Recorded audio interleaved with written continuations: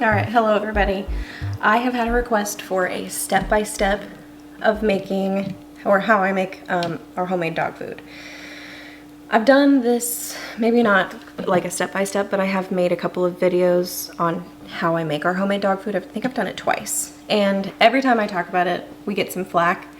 Our girls are 15 and 13, and the first many years of their lives, they lived in, like on a farm.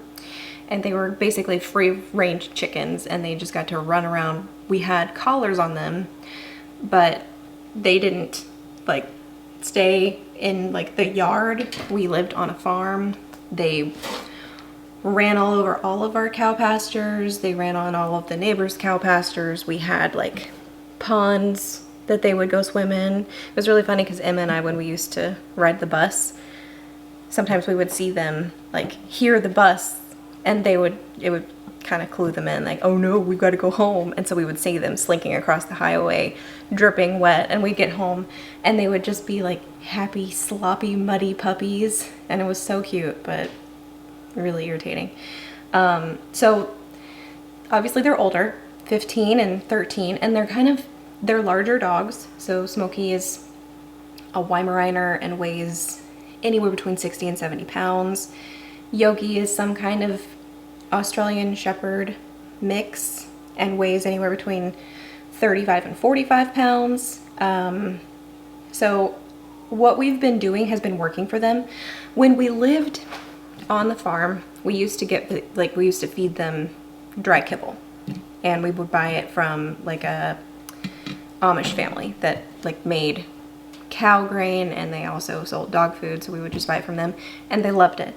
When we moved to Florida, we couldn't buy that anymore, and we searched and searched and searched for anything that they would eat, and we were never successful. We tried everything. We tried Hill's Science Diet, we tried Blue Buffalo, we tried Purina, we tried everything, and there was one, and I think I don't want to perjure the brand.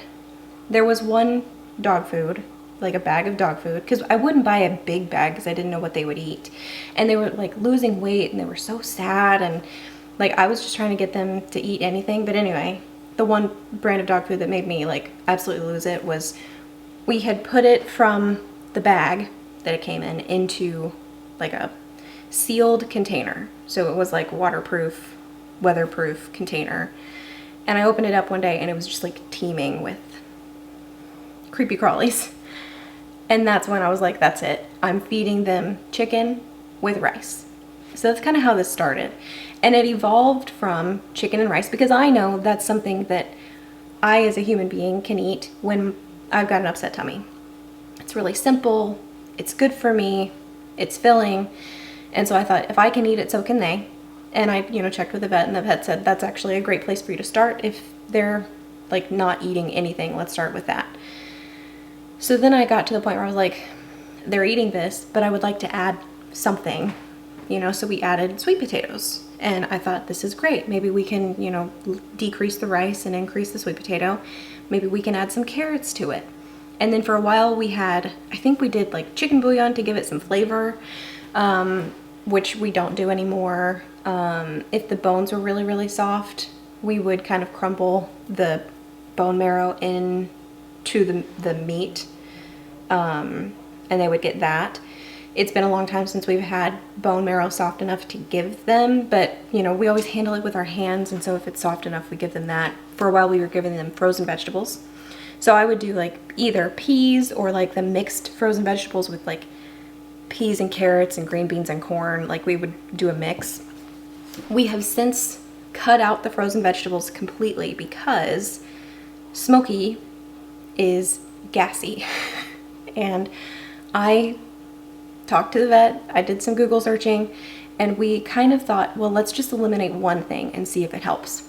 And eliminating, can you believe it, the beans, the green beans, the legumes, the peas, eliminating that made her still gassy but less gassy. So she doesn't have like the burps, and she doesn't have the farts that she used to have. She's still gassy and farty, but not nearly as bad. So where we're at now is we do chicken, we do sweet potatoes, we do carrots, and then we've added rice back in, because for a while we cut the rice out. We put the rice back in, and no frozen vegetables. I think today we're gonna do blueberries too. So that's gonna be like the first time we've done that, because Mom kind of wants them to have something else. So today we're gonna do a step-by-step of how I make the dog food. I just got back from the store. I buy the stuff at Sam's Club because I'm making at least 2 weeks of dog food for 2 somewhat large dogs. If you only have 1 dog, this is gonna stretch a lot further. If you have like smaller dogs, your portions are gonna be smaller. You're probably gonna be able to make this stretch further, or you could use less and make less at a time. I watch other channels who feed their dogs homemade dog food, and sometimes they'll like, instead of feeding them just this or feeding them just homemade dog food, because I don't think anybody else uses this recipe, but I think other people will mix the homemade stuff with kibble, because they probably have a dog that likes kibble. Ours don't like it. They won't eat it. They will eat Cheerios, but they will not eat Purina Puppy Chow. Make it make sense. Anyway, I have some things in front of me, so we're gonna go through the things that I need to actually make the food. It is kind of like a 2-day process. So today is Tuesday. I'm going to like get everything set up and get it started cooking. We will cook some things in the crock pot, and we will cook some things in the oven. And then of course tomorrow we'll do the rice on the stove. But then like basically I like to let everything cool very slowly overnight, and then tomorrow we will kind of like divvy it up into the containers. Let me show you one. So we make at least 2 weeks of food at a time. I think the last time we made it, we made like 19 days of dog food. Since I've stopped trying to like make a certain number of days, and I just try to make it go as far as the limiting ingredient, we've been making like weirder amounts of dog food. But since I don't have a job right now, it's a lot easier for me to make dog food in the middle of the week like this than to like rigidly do it every weekend, because, or every other weekend, because that used to be our routine. So this is one of our finished dog foods. This just came out of the freezer, because since we're making 2 weeks at a time, I don't want it to sit in the fridge for 2 weeks. So we will dish it all up when it's done tomorrow, put them in the containers like this, and then they all go into the freezer, except for what we're going to use like basically today and tomorrow. And we'll set them out, and we just let them defrost. One of those containers will feed them like half of the day. So we used to feed them half of that container, like each dog got half of that in the morning, and then we would have another container at night. That was when we were feeding them twice a day. Now we're feeding them 4 times a day, just because it's easier to kind of like divvy up the meals. But they have been less sick because they're older dogs. They've got like higher stomach acid, so it's harder for them to eat bigger portions of meals. We don't want them to get less food. They just need less more frequently, if that makes sense. Okay, so I have 2 8-quart crock pots. You don't need, you know, this one. You don't need all of this. I'm showing you how I make it, okay? If you want to cook all this stuff in the oven, go for it. I have not done that, so I can't give you instructions because I don't know. Then I've got a Reynolds turkey oven bag. We're not going to put a turkey in here. And then I have like a turkey roasting pan. And what I do with this, because the chicken goes in the crock pots, and we basically cook those for like, I don't know, 4 or 5 hours. And then if we keep them on low overnight, generally the bones will soften enough that we can get some of the bone marrow out without like having shards of bones in the food. If the bones are too hard, we throw them away. We used to give them bones when they were like really soft and when they were younger, because we've been doing this since before COVID, so at least 5 years, but I want to say we've been doing this like close to 7 or 8 years. So we've been doing this a really long time. Anyway, they don't get bones anymore. They get soft bone marrow if it's soft enough for them to handle, because they're older dogs. You can use your best judgment. Talk to your vet.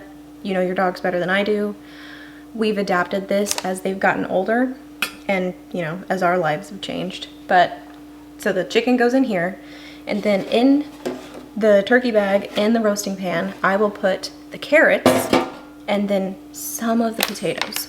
I might put the blueberries in that to let them roast because I feel like that'll give them a really good flavor maybe. I really don't know what I'm gonna do with those. But for the carrots, I do the big whole ones from Sam's Club. I used to do the baby carrots and then I realized this is like slightly cheaper.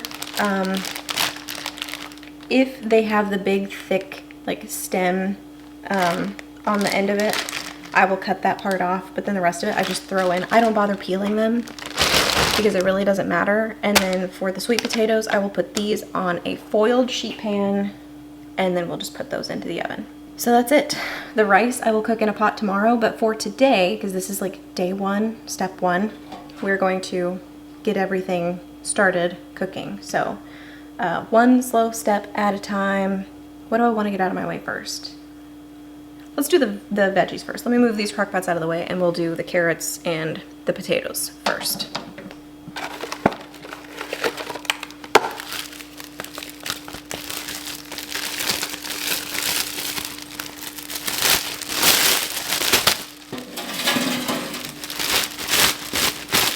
And I'm just gonna check the stems, and if they look fine. This one's a little on the big side, but I'm still gonna leave it. I'm not gonna bother cutting that one. But I think any bigger than that, I will cut off. I'll cut this end off because that's just kind of yucky.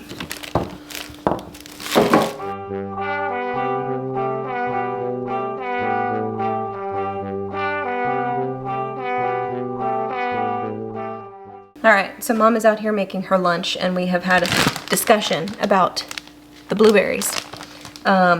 So we've decided we're gonna cook the carrots. When the carrots are done cooking, we're gonna, when we blend the carrots and the potatoes up, we're gonna put the blueberries in and blend them in.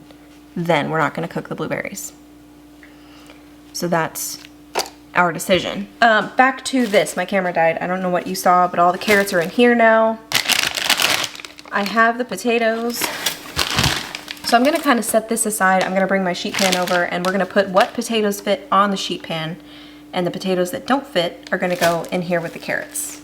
It looks like we're only gonna have a couple potatoes that don't fit on the sheet pan. So I'm gonna put some water in the bag with the carrots and those potatoes.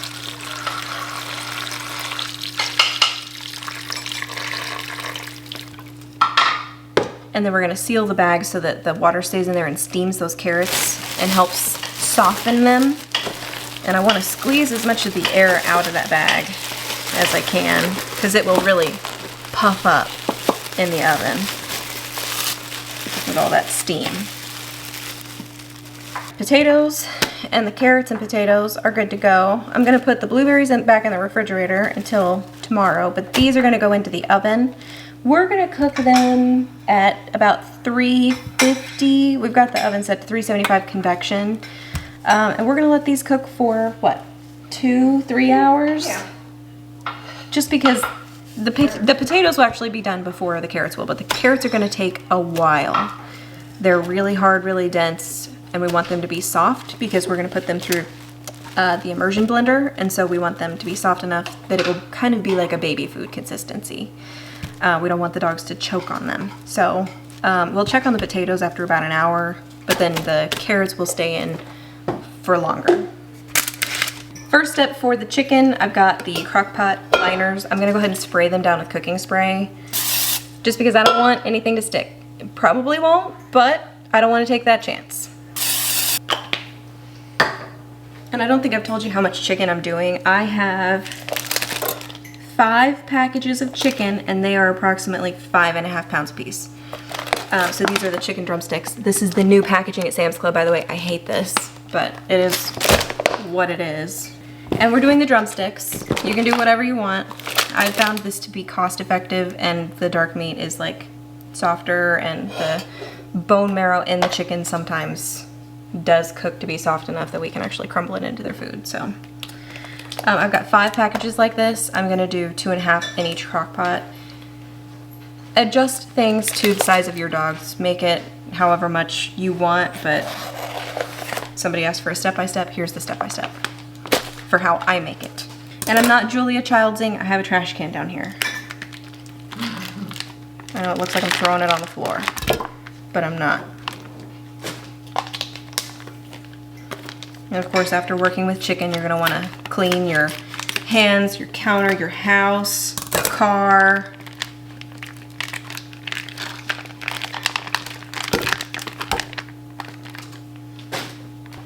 All right, first chicken is done. I'm gonna go ahead and put this on the crock pot and we will put it on high.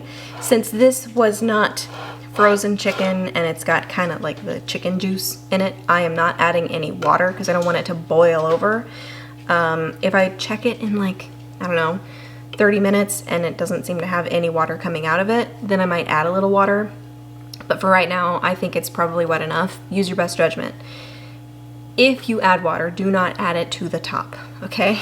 You don't want it to boil over, but maybe add like an inch or two to the bottom.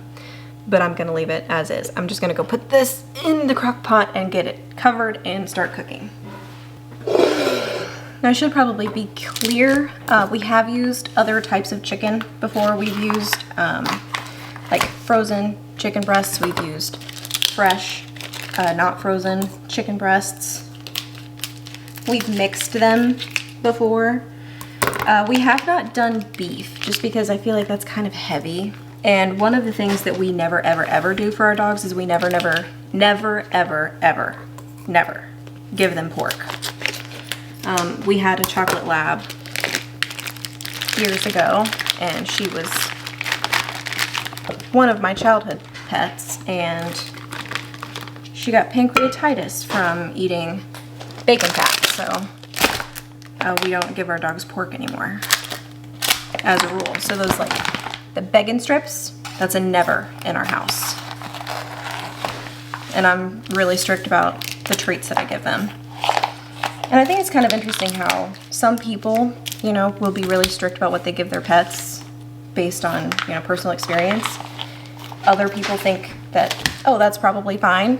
Like some people don't cook the bones that they give their chicken or give their dogs. So like the chicken bones, they give them raw chicken bones. If that works for them, you know, that's their prerogative. I think it's gross, you know, so to each their own. I would always recommend you talk to your vet and get your vet's okay before, you know, doing anything like this. And I have always communicated very clearly to our vet what they're getting fed and what we give them, and I've never had a vet say you shouldn't be giving them that. Had a lot of people on the internet tell me that, but I'm not going to take advice from the internet when I've talked to my vet, you know. But again, it's a very personal decision. And then this goes into the crock pot liner, or the actual crock pot cook part. Add the lid and put it on high and let it cook. Okay. It is now the next day and I'm ready to work up the dog food. I've got everything out. The chicken is here in the sink. We've got a crock pot here and a crock pot there. We're gonna kind of work a little bit at a time. We're gonna do the vegetables first. So I've got the carrots and the like 3 potatoes that cooked in the roasting pan here, and the rest of the potatoes here. We did pull these out when they were soft. These we let cook for about 3 hours. And we just left them in the oven overnight. So they very slowly cooled down. They're a little bit like caramelized on top, which I think makes them smell really, really yummy. And then I have a great big bucket here. And my new favorite toy. This is our industrial commercial immersion blender. This is insane. You do not need this. We bought this Black Friday. And it's like a 20-inch, like, what do they call this? Like a 20-inch shaft on the blender. No, this is 16. We bought the 20 initially and it was too long, so we returned it. We got the 16. Anyway, it's very large. We bought it on sale on Black Friday and we love it. You don't have to have that. You don't have to blend your vegetables. We choose to do it because we think that they don't like the small, or they don't like the big chunks. They would prefer it if it was smaller. We also think that having them blended gives us the opportunity to put more hydration in their diet. We can put more liquid in the vegetables when we blend them up, and then it also slows them down when they're eating. So that's what we choose to do. So what we're going to do is we're going to put the carrots and potatoes in here. And we're going to put some liquid in here, and we're going to blend them up. We're also going to put the blueberries in. I've got the blueberries in this bag. Usually I will like start with the fluid from the chicken just because I want to use that. So I will actually probably put the vegetables in there and then start like pulling the chicken out and use the chicken broth in that first. And then if we need more liquid, we'll do water. So let me go ahead and get started on that step. For 2 reasons I do this on the floor. 1, the immersion blender is really tall, really long. So it's just easier if I can do this on the floor. Also, it's kind of heavy and a little bit cumbersome to use, but gosh, does this thing work so well. Also, this bucket, once it's full of food, I don't want to risk it like falling off of anything. I could do it on like a chair and raise it up so it's not on the floor, but I have found that doing it on the floor works the best for me. So that's how we're going to do it. So I'm going to set this blender aside again for a second. We're going to start putting the vegetables in there. And again, we can't blend anything until we have some liquid. So we'll put the veggies in here, and then we will start pulling the chicken out, and I'll show you that step separately. But right now we're just kind of getting things prepared. We're going to go back and forth until we get everything ready. But let's go ahead and get the veggies in here. One of the nice things about doing the carrots in a bag is I can just dump them like that. And you can see that caramelization on the bag. They smell so good. And there's like nothing on them but water. All right, now the potatoes.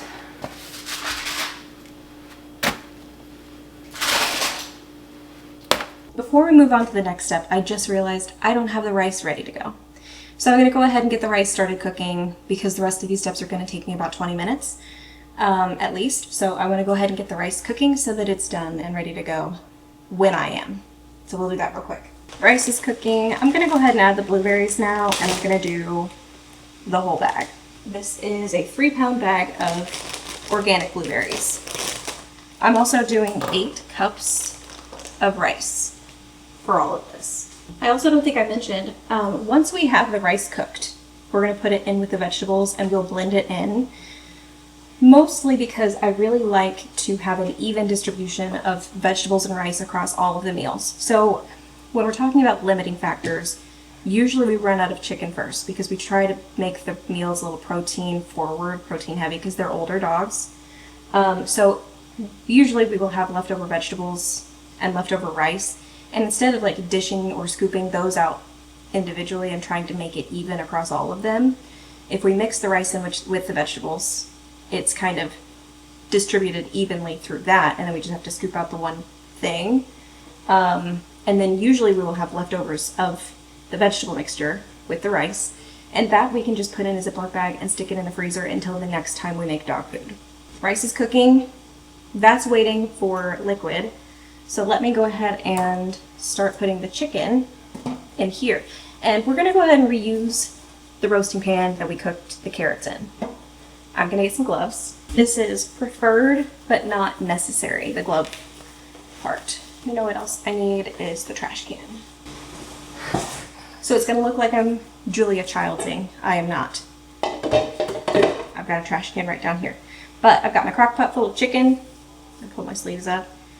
And so I'm just going to pull out like the legs. This is still warm. And I'm going to start basically shredding / pulling the chicken. I'm going to take these little bones out and the big bones out. And I want to get all of the meat, the cartilage. I'm squeezing the ends of the bone. It's still hard, so we're throwing the bone away. If we have a bone that's soft enough that like any of the marrow comes out, I'm going to try to scoop some of that marrow out. Usually those bones are the ones that are at the bottom of the crock pot, not at the top. Okay, I got one. This one's literally falling apart in my hands. So let me show you up close. I'm going to come around here. So this is the end of the chicken bone. And you see that bone marrow? Like, it's literally just crumbling in my hand. It's so soft. I'm able to just like squish it in my hand. So that is what they're going to get in their food. The rest of the bone, it's still hard. So I don't want them to have like the middle part of the bone, like any crunchy shards of bone, that's going to go in the trash. But like the marrow, if I can scoop it out and put it in there, that's what they'll get. I've only got to do this for about 20 pounds of chicken, so I'm going to get to work. And I'm actually going to put on like a show or something to entertain me while I do this, and you guys will get to watch this in fast forward because it's going to take some time.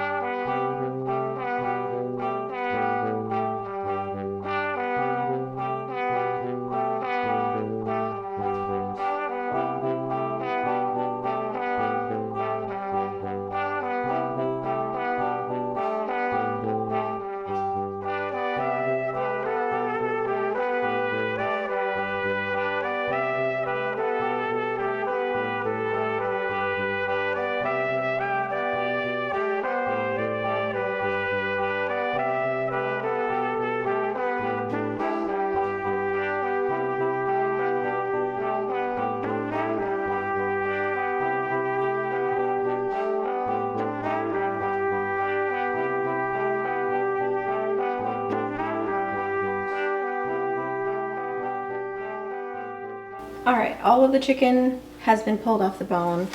You can see I've got a colander now on top of the carrots and the potatoes and the blueberries.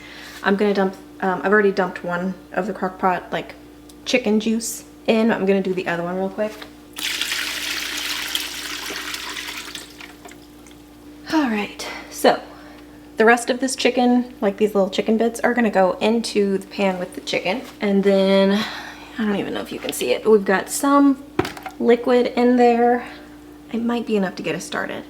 I'm gonna go ahead and start with the immersion blender, and we will puree this and get the vegetables smooth, and then we'll add the rice in, which is done cooking now. So we're gonna go ahead and try to get this blended. It takes a little while usually, and I will probably have to add a little more water to it, especially when we put the rice in. But this should be enough to get us started.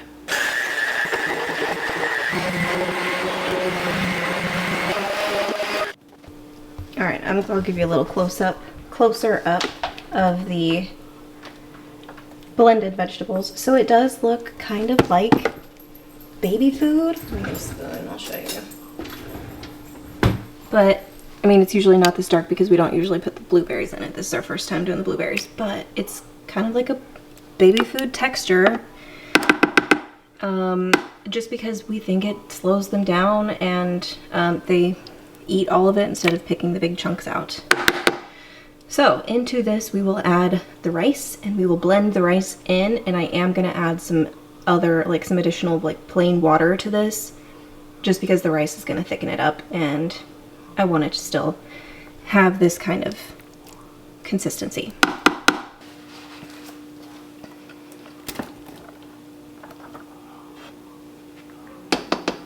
Can you see the rice got a little bit toasty on the bottom? That's because I had chicken grease hands and I didn't want to take the gloves off to deal with the stove. So it got a couple of extra minutes. Oops. Alright, and then a bunch more water. We can add more if we need to.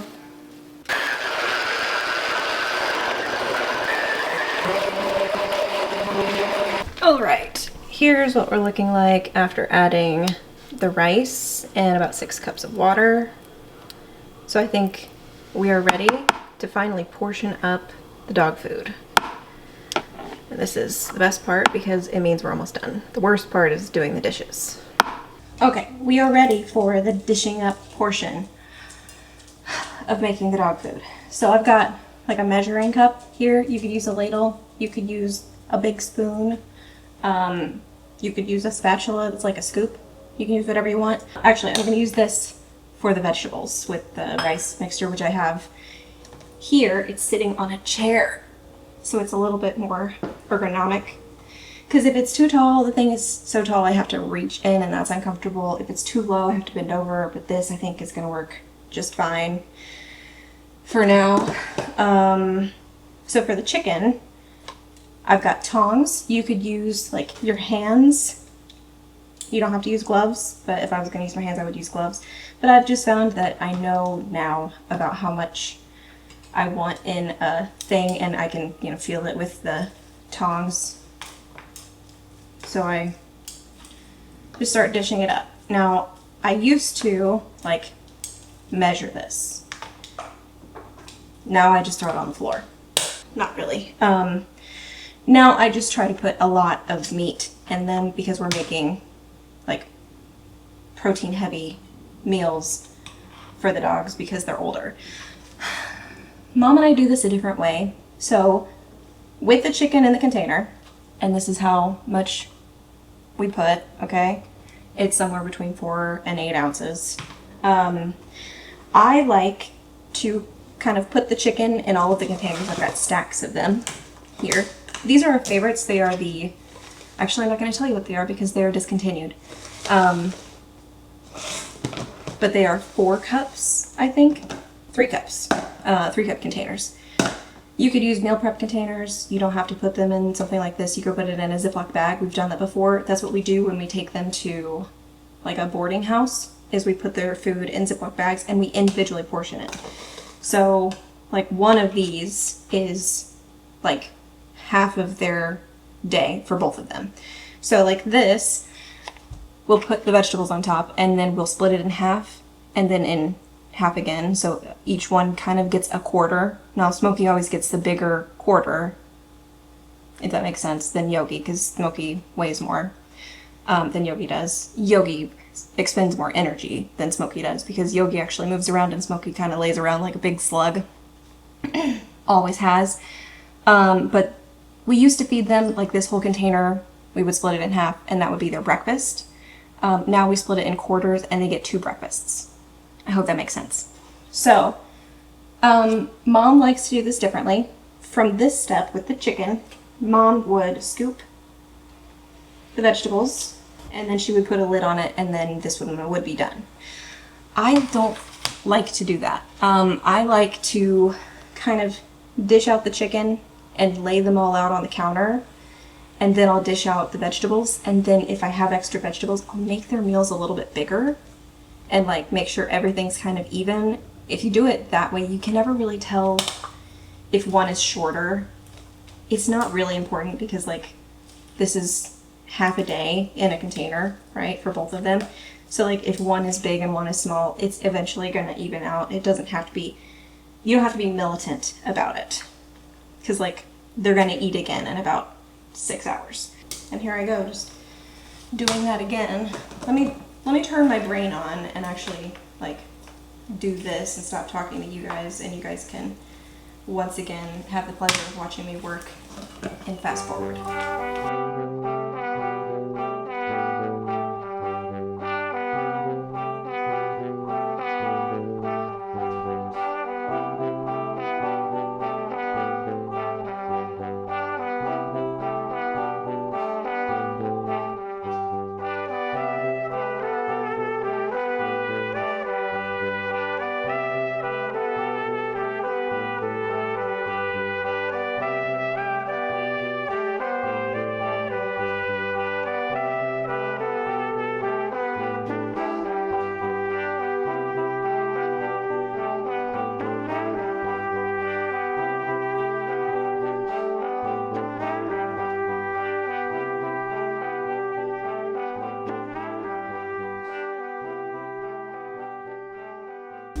Will you eat that with the blueberry in it? God, I hope so, because that's what you're eating for the next 2 weeks. I think she likes it. How about the crazy ears? Good job. So Anthony's making himself lunch, and I'm nearly done with this. So we have all of these meals. I ran out of the 3-cup containers, so that I'm using 2 of the larger ones. And then these I get a little excited and I put 2 scoops, and I probably should have just done 1 and then we could have added more, but all the rest of them from like this row that way only have 1.5.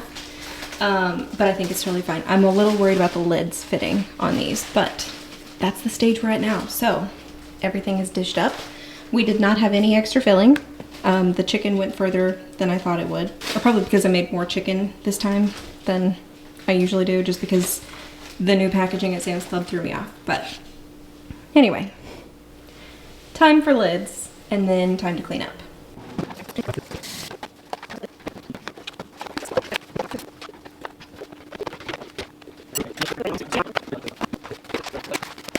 So I'm out in the garage. This is our garage fridge. Really quickly, I want to show you the magnets I designed. So I made magnets for our like Castaway Club levels and when we achieved them. So that's Emma. Here's when Mom turned gold, when Mom turned pearl. So I designed these on Canva and then like ordered them. I'm really proud of them. And then up here, these are different like sailings. So for whatever reason, we have a bunch of extras. So these are all the spare ones. This one I think I'm actually going to send to my friend Sarah because this was her first cruise. Anyway, here is the dog food. So ignore these. These are butter chicken. These are not dog food, but these are dog food, and then everything down here is also dog food. So this is how we store the dog food. I ended up making 44 containers of food, which is a bunch. There's 12 up here and 28 down here, and then there's 4 inside in the inside refrigerator. So we will let these freeze solid, and we basically leave them in here until we're about ready to use them. I like to have 2 days of food in the inside refrigerator, like thawing out and defrosting, just because sometimes we forget. And so it's kind of a nuisance because when we microwave it, it gets hot on the outside and the inside is still frozen, and I don't like feeding them things that are too hot because it'll burn their mouth, and they're dogs and they don't know what that means, except, you know, it's hot and it hurts, and so we have to wait longer for the food to cool down to feed it to them, and I don't like doing that. So here is our garage fridge. This is what this is used for.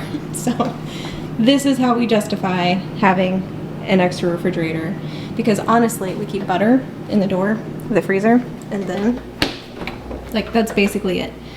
All of this stuff we could probably keep inside, but we have stuff out here because fridges tend to stay cooler if you keep stuff in them. So anyway, that's the food. It's cooked and it is put away. The last step is to do all the dishes. I have 2 crock pot liners, the roasting pan, the big thing that I blended the vegetables in, the rice pot, the colander, the immersion blender stick, the tongs, the lids of the crock pots, the spoon, the measuring spoon, the spatula. So lots and lots of dishes to do. And then once this is done, once these are clean, I will wipe down the counter and clean it off. And then we're finally done. So I hope that answered the question of how do I make the dog food step by step. Also, before I let you go, I wanted to talk about the blueberries because I had a moment of panic after I blended them in. And I probably should have had this moment of panic before I put them in, but it turned out to be okay. So I'm not like, I didn't do a bad thing, but I just did a nonsensical thing. I should have considered how many blueberries the dog can eat without getting like an upset tummy, because blueberries are healthy for dogs in moderation. They're not supposed to have like a ton of them. So like in one sitting. So I called the vet and I was like, hey, how many dogs can a blueberry, or how many dogs can a blueberry? How many blueberries can a dog have? And the vet said, because I also had to make an appointment for Yogi to go for her Librella shot next week. But this quick question, fortunately, had a good answer.